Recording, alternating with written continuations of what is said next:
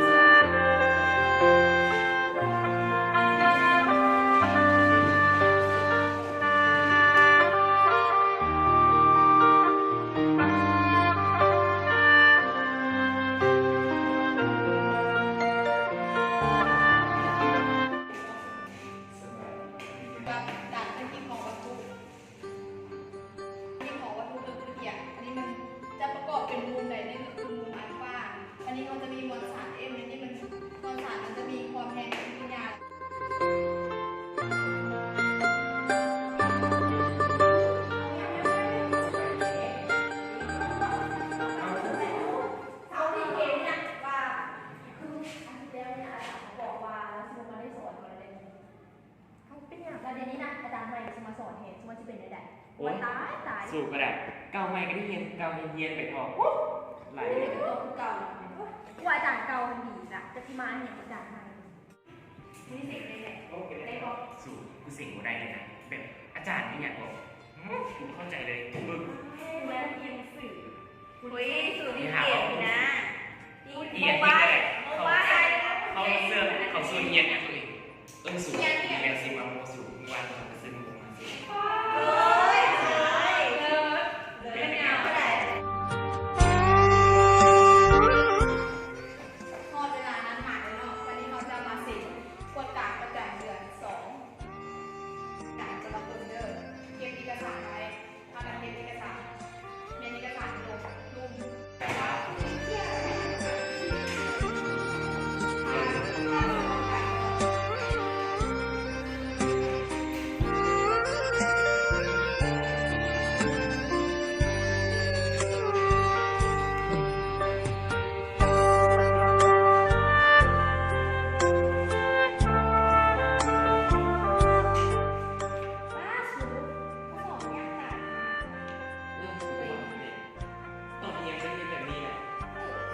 กูโบได้เรียนอันนี้บ้าเอาไปทำเองก็เสร็จแล้วอาจารย์จะมาอย่างคนน้องในนี่มันมีนักเรียนห้องเฮาเกือบต้นห้องที่ว่าเสร็จได้ท่านมา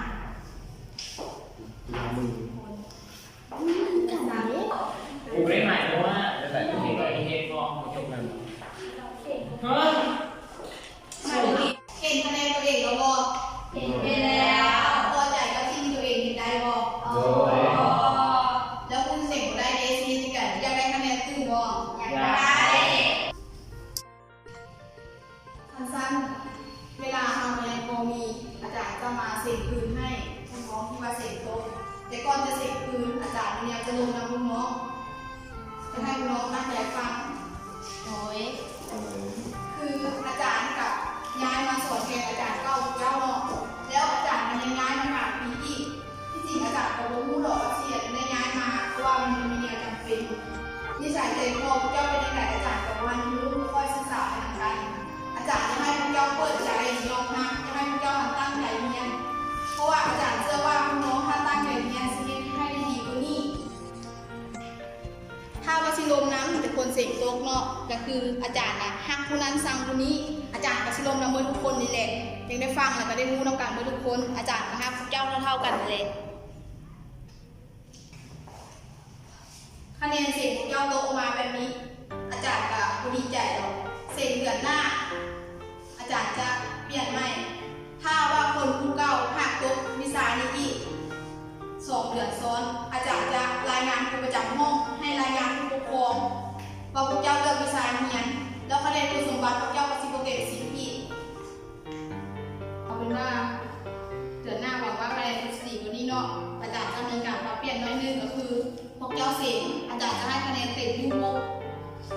ขึ้นห้องมาเรียนผ่าน1คะแนนถึง7คะแนนส่วนบุคคลพวกเจ้าออกต่อลูกกระดานอาจารย์จะให้คนละ2 8 9เหลือคะแนน1เป็นคะแนนเรียกกลุ่มหรือว่าตัวลงกระดานนี่เนาะโดย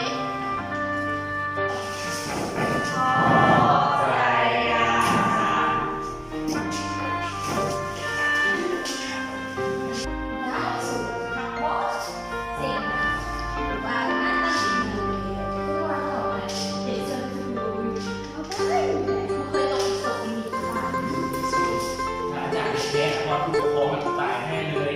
กำลังขึ้นตำนานอีกสูงเงินเราให้เงินมาเย็นก็ได้2-3 พันพอเนี่ย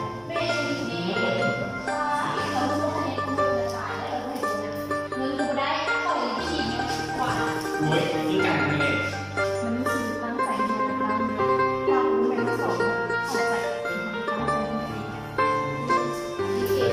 วันนี้เขาเป็นลูกกัน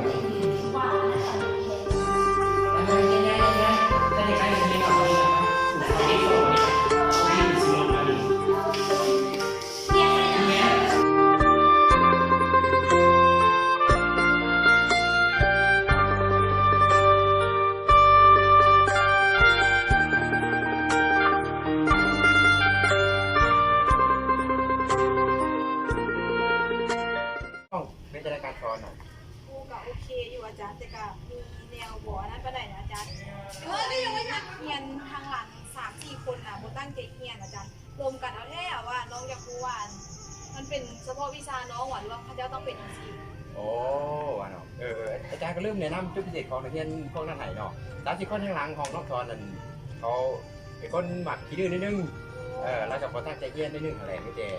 ก็ได้ก็อดทนแล้วก็แนะนำเขาเด้ออาจารย์ก็แบบพยายามแนะนำหลายแล้วแหละแต่ว่าตรงนี้อาจารย์เรื่องหลายแน่ก็เลยไม่ได้ขึ้นไปสอนพวกเขาเดี๋ยวจะได้กระฝากน้องสอนแล้วก็แนะนำพวกเขาเพิ่ม ไปหาคุณบอกเงินที่ไปว่าก่อน ถูกเล่นสลัดหนู ที่ว่า พยายามตั้งใจเรียน พยายามตั้งใจจะมุ้ยอย่างไปถามเขา กูก็เข้าใจอยู่แต่แบบมันก็สร้างอันนึงนะ ผมเข้าใจเลยมันดึกไปโดนมา โอ๊ยทำไมไม่ไปที่เขาวะ มีเอสตัวนี้ฮะตัวจี้อันนี้นะเอาซิปก็ได้เอาซิปเลยก็ได้ค่ะ เอาตัวซีดีกว่าก็แบ่งอะไรเงี้ย อะไรนะแล้วก็สอบชุด